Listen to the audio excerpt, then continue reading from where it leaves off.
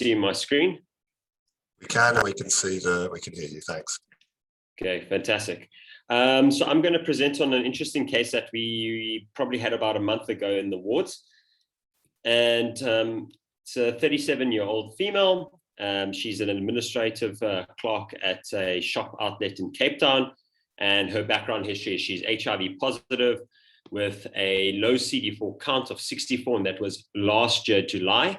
And at that period in time, she was diagnosed with non-typhi salmonella bacteremia, and her treatment was relatively uneventful, other than the fact that we suspect she also had COVID-19 pneumonia at that point in time.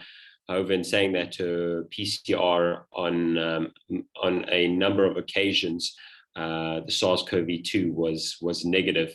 And she was started on TEE, so tenofovir, emtricitabine, and efavirenz, just after being discharged from the hospital. And then she presented to us now in June with a history of 3 months of headaches and 2 weeks of this diplopia, and she would sound imbalanced, and a 3-day history of really, some right-sided weakness and no constitutional symptoms. And clinically, when we examined her, we noticed there was really some mild weakness of the right side, upper limb and lower limb, and some obvious cerebellar signs on the right side with dysdiadochocokinesia, as well as some dysmetria and some tremor. But really not that much signs, actually. And the rest of the examination from a sensory point of view, as well as tone, were fine. And just to show you what her x-ray looked like, this is in July of 2020, so quite a lot of lower lobe consolidatory findings over here, and then here, and you can see there's the loss of the diaphragm and the cardiac silhouette not easily seen. And then this is obviously her chest x-ray now when she was admitted, probably just some fibrotic changes, which is most likely related to her previous infection which she had here. Whether it was COVID or not, we're not too sure. And then we did some special investigations while she was here, and she had a CD4 count of 819. Previously it was 64, and doing very well on the ARVs with a viral load of lower than detectable. And they did a serum platform, which came back negative, and because she was unwell, a urine lam was negative, and her FBC, UNE, all relatively unremarkable. And then they did a brain scan. So the brain scan over here, this is just an artifact, nothing to worry about. But as you can see, there's this ill-defined hypodensity in the right side. I wish I could show you the images in real time, but with what the neurologists have, but unfortunately I can't. But I'll show you the MRI, which is a lot nicer. And then if you look at the MRI over here, it basically showed this multifocal, extensive white matter changes with gyriform enhancement.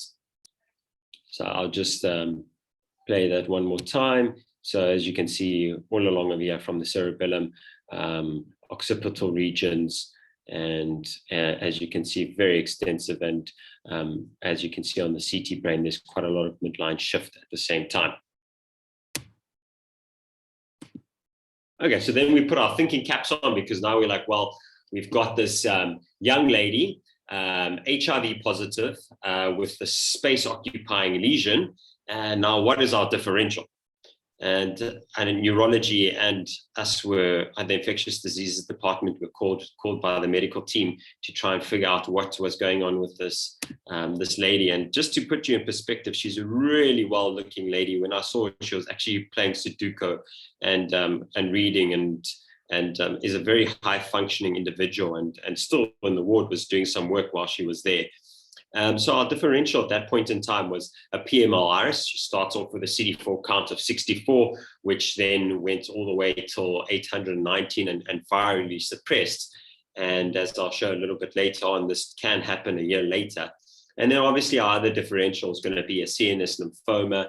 And then other stuff, well, possibilities, yeah, tuberculosis, Cryptococcus, toxoplasmosis, probably not likely. And anyway, also with regards to Cryptococcus, the serum clat is negative, but we know that probably doesn't completely exclude it. And then non-benign is obviously another possibility.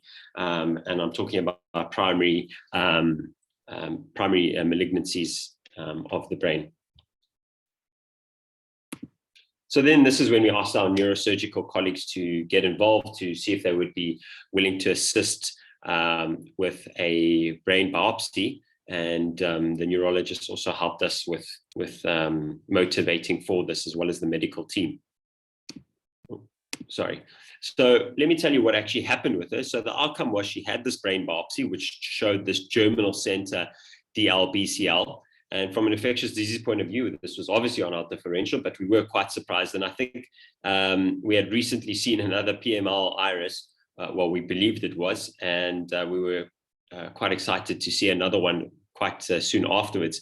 And from a microbiological point of view, on the brain biopsy, the TB gene expert was negative, the toxoplasmosis PCR was negative, and then the JC virus, John Cunningham virus PCR was also negative, so making a PML iris very unlikely.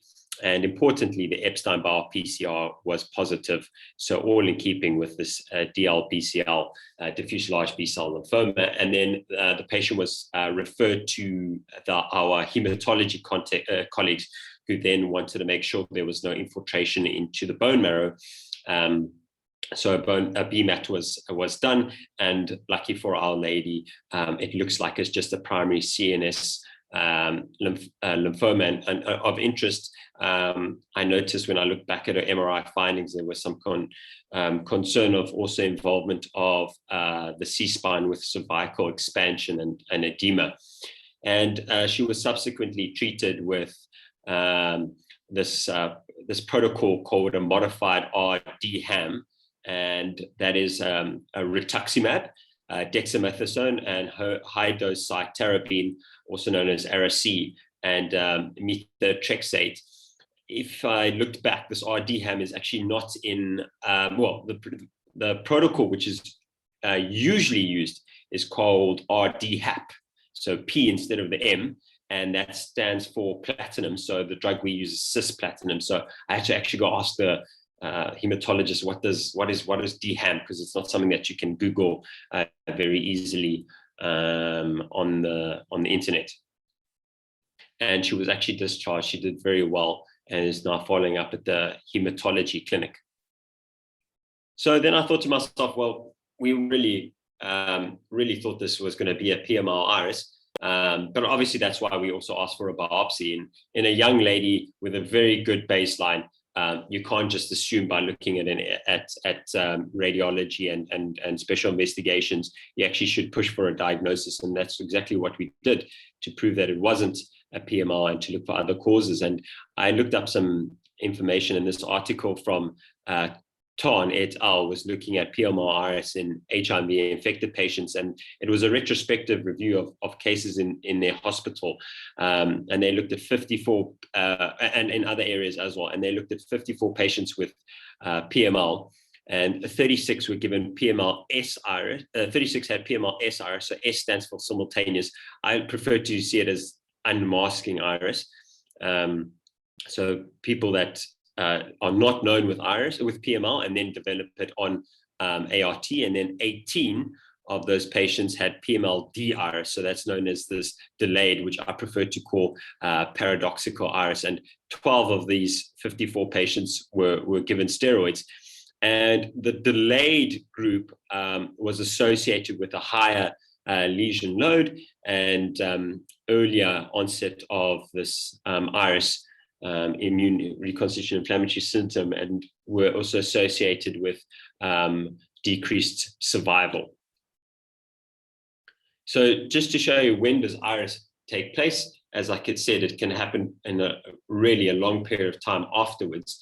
And the majority of the patients in the study presented within the first 12 months, and that was 80% of the patients, and that was after starting ART, but some even presented up till 26 months later, just showing you that don't assume that if it happens a year later, as in our case, that it can't be a PMR iris. And then again, in this group, I just wanted to show you with regards to the survival. So this is the group that got steroids, and this is the group that didn't get steroids. And just to show you, the survival for these patients is not fantastic. This is 1 to 30 months versus a few weeks to 65 months. So it's very variable whether patients will survive with PMR. It's not a great diagnosis to have. And as you can see, over here, the mortality is very high, 41% and 33% in this group over here. I'll tell you a little bit more about the steroids on the next slide. Okay, so they looked at the prognostic factors of patients with PMR iris treated with steroids. So the ones that had a good outcome and the ones that had a poor outcome. Please note the numbers are very, very small. So it's quite difficult to make judgment calls on the use of steroids in these patients. In saying that, the duration of steroid treatment, the patients that did better actually had a longer duration of treatment. So what they would do is start them on high dose steroids and then slowly taper off, slowly taper the steroids, whereas those that had a poorer outcome, they tapered the steroids off a lot quicker. And then the amount of patients with contrast enhanced PMR iris, the ones that had a good outcome, was higher in this group than in this group. And what that basically means is that the authors suggested that those patients with a lot of inflammation, which is seen on imaging, potentially could benefit from steroid use. And the other time we'll use steroid are for patients that have a deterioration in neurological state. And as I said, she doesn't have PMR iris, but at one point in time, we were very concerned that she actually started to develop in hospital further neurological fallout and had loss of power bilaterally. So I guess in that case, if it was PMR iris, we would have definitely given her a trial of steroids to see if it decreased the inflammation. But anyway, she did get dexamethasone as part of that RD-HAM protocol, which did show improvement in the neurological function. Then I thought to myself, well, let's just go back to basics. I find lymphomas quite difficult, and just to take a step back and to try and see where all these lymphomas fall into. So there's essentially two types of lymphomas, the Hodgkin's and then the non-Hodgkin's. And then you break it up further into T cell, B cell. And the way I see is T cells is mycosis fungoides, which the dermatologists are more likely to see, Sézary syndrome, T cell leukemia, T cell lymphoma, and then this terrible one, anaplastic large cell lymphoma. And then again, your primary cutaneous, whether it's B or T cell, and we've been through these ones again, Sézary syndrome, mycosis fungoides. And then your non-Hodgkin's, your most common is going to be your diffuse large B-cell lymphoma, which is what our patient had. Then your second most common is probably follicular cell. And then others is lymphoplasmacytic, mantle cell, and then Burkitt's lymphoma. Let's not forget, we do see quite a bit of that in Africa. And then your primary gastric, whether it's a multiple lymphoma or a DLBCL. And then the primary CNS, so this is what she had, is you've got to consider it's either of two origins. It's either B-cell origin, which happens in 95% of cases, and most of them are germinal center type. And in 5% of cases, it's going to fall into the T-cell group. So the T-cell group, as you can see, is much less common than the DLBCL. Okay, then I thought to myself, probably in this year, we've had 3 or 4 consults from peripheral hospitals asking about, my patient has an Epstein-Barr viral load that is elevated in the CSF, and what do we make of that? So went back and looked at this paper, found this paper rather, of Martelius et al., and they looked at the clinical characteristics of EBV in the CSF, and they looked at 32 patients with EBV positive CSF, and as you can see, there was a multitude of patients. So 11 had allogeneic hematopoietic stem cell transplants, 7 patients had solid organ transplants, and 5 had HIV, and 5 had null immunodeficiency. And of this group over here, 8 actually had some other pathogen inside. So one had TB, one had toxoplasmosis, one had HSV, herpes simplex virus, and cryptococcal meningitis, as well as HHV6. And at the end of the day, out of these 32 patients, 15 actually had another diagnosis. But there was Epstein-Barr in the CSF. So the way I see it is that, could this be a reactivation? We do sometimes see this with the herpes, with other herpes viruses, such as with herpes simplex, that if there's inflammation in an area, it can represent in those other areas. And it does not necessarily mean that the patient has an infection secondary to that virus. And the same can be said for Epstein-Barr. So in essence, you need to understand why you're doing the test, going back to the principles. Don't order a test where you don't know what you're going to do with the result.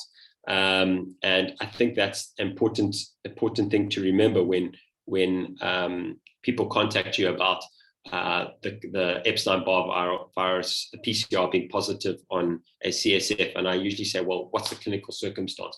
Did you do it because you're worried about a meningitis, encephalitis, or is there space-occupying lesion? We do know that Epstein-Barr can cause an encephalitis, but it's not a very common cause of encephalitis.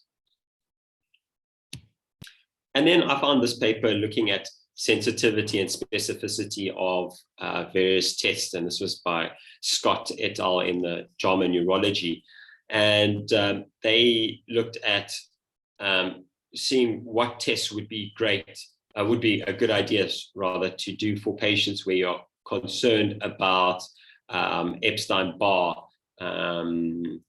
infection in the patients. And as you can see, this axis over here, the y-axis shows the sensitivity, and then this axis over here is the x-axis is the specificity. And these tests, which we do on all of our patients, unless there's increased intracranial pressure, or patients rather that cannot get a lumbar puncture done. As you can, CSF protein, CSF pleocytosis, glucose, really not great tests to do with regards to sensitivity, specificity. But if you look over here, doing a CSF Epstein-Barr PCR is got quite a good sensitivity. And the authors actually say in their study that the sensitivity for the test was between 83 and 100%. And I don't really understand, because in the article it states that the specificity is also between 93 and 100%. So I'm not sure why it's sitting at 0.6 over there. I guess it should rather be sitting over there, unless I've mistakenly read something incorrectly. And then another thing which we sometimes do on our patients, and I think we should be doing probably more often, is doing a CSF flow cytometry as well as a CSF cytology. And if you combine the two of these together, your specificity and sensitivity actually increases even further. And the cytology looks at the morphological aspects of lymphoid cells, looking for atypical lymphocytes, or even cells which look like malignancy. And then the cytometry looks at the immunochemistry. And unfortunately, in our circumstances, I think we don't send these CSFs often enough, firstly, and secondly, we don't get them down to the lab quick enough. So it's important that if you do send off these CSFs, that you actually call the lab beforehand and give them a heads up that you're bringing down the sample as soon as possible, because the cells otherwise do degrade with time. And then I thought to myself, when I was an intern, we were told that that patients with primary CNS lymphomas have an exceptionally poor prognosis. And I must say, I didn't see a lot of these cases as an intern, but when we did see them, most of the patients we did palliate. But I suspect it was also probably related to the patient's baseline, seeing that the patients that I had seen back then were really stage 4 HIV patients, and really on the far end of the spectrum with poor baselines. But essentially, this Ferry group in the Journal of Clinical Oncology described what are the prognostic factors to help you to decide on what is the survival of the patient. And patients that are more than 60 are obviously less likely to survive. And then obviously a better performance status is associated with a better prognosis. Elevated LDH, and interestingly, our patient had an LDH of 197, which is normal, and an elevated CSF protein. As you know, we didn't do that on our patient because of the midline shift. And then then you've got to look at where it is in the brain. So is it periventricular? Is it basal ganglia, brainstem, or cerebellum? And in our case, it was cerebellum. So if you look at this prognostic score, she essentially scores a 1 because of the deep brain involvement of cerebellum. So she has an 80% 2-year survival. But I mean, as soon as you start getting very high scores, your 2-year survival decreases quite significantly. So yeah, that is my presentation. I hope you enjoyed it. Wonderfully, Tari. Thank you very much for a lovely presentation. I'm going to ask for comment from our neurology colleagues, but just the issue of the Epstein-Barr viral load in CSF and its utility. I think the issue is that it has very good negative predictive value. If the virus isn't present in the CSF, then my understanding is that primary CNS lymphoma is extremely unlikely.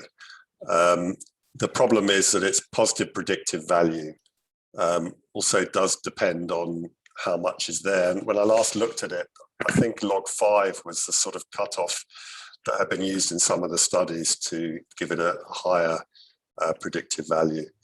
And so I think it's a good rule out test, but it's not such a great rule in test. And so the other issue about this case, I think, to discuss with our neurology colleagues in particular, is this sort of recurring question, I think, that we continuously think about around access to brain biopsy, understanding the reticence to biopsy anything where there's potential major risk of loss to function. These lesions looked fairly reachable, and I just wonder what your thoughts are in terms of whether this biopsy should have been performed earlier, or what your thoughts are. So maybe I could ask one of our neurology colleagues to discuss that. Thank you, Mark. Let me just video. Hi. Hi. Hi. Yes. I think I saw this images. It's a pity you didn't show more sequences, Terry, but as I recall, they were quite atypical enhancement of the lesion. So sometimes, the neurosurgical colleagues feel that it's typical for something and it should be treated empirically before doing a biopsy. But these lesions weren't typical for a specific infection. They didn't look like toxo, they didn't look like TB. So if I remember, if this was the patient, we immediately suggested that the patient should get a biopsy because it was not typical for anything. I think, and I agree completely with you, Mark, that we should be offered biopsies more frequently, especially if it does not look typical for a specific infection. In this patient, you went through the images quite fast, but I think there was corpus callosal involvement, which when we see that, we usually think lymphoma.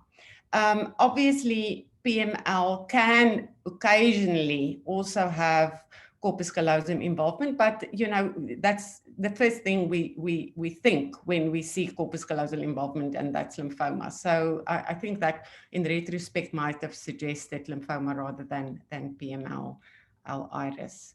And there was quite a lot of edema, and I know that with PML iris you can get it, but it was quite significant. So yeah. No, thank you. I mean, I think as Tari said, this was our second case, which we thought was a PML iris. I'm not sure. I think the second one was more characteristic from my memory of our going through with the neuroradiology.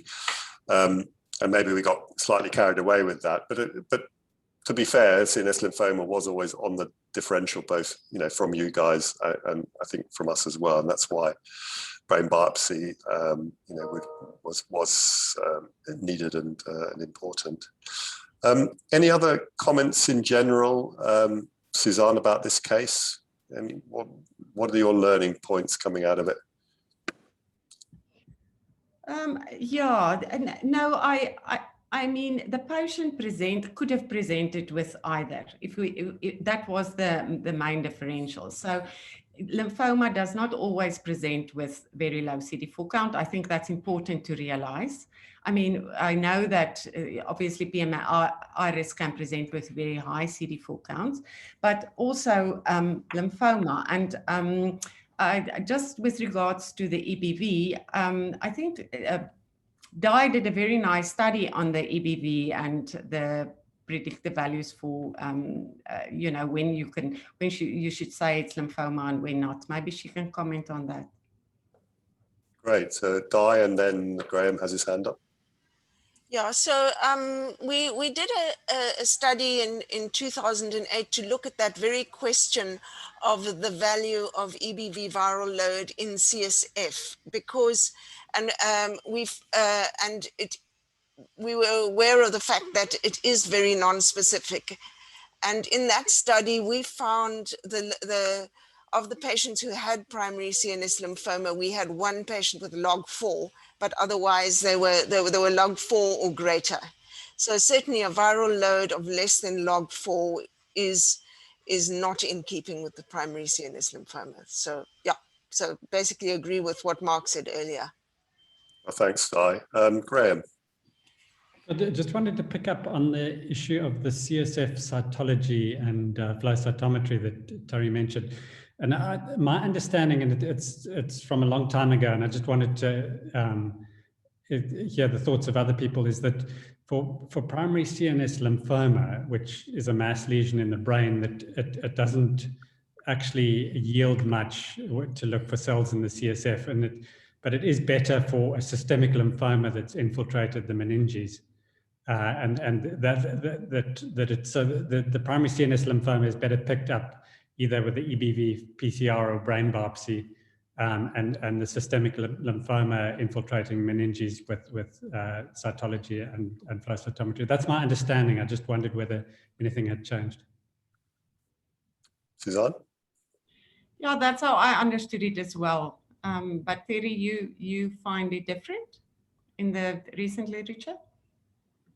Sorry, I'll actually need to go back and then read that.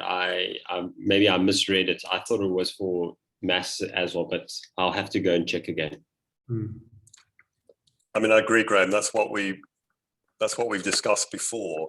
So we'll, yeah. So yeah. Yeah, it clearly was. There might be new techniques, etc. So I'm not sure whether that diagram is representing lymphoma as a whole rather than just primary CNS lymphoma.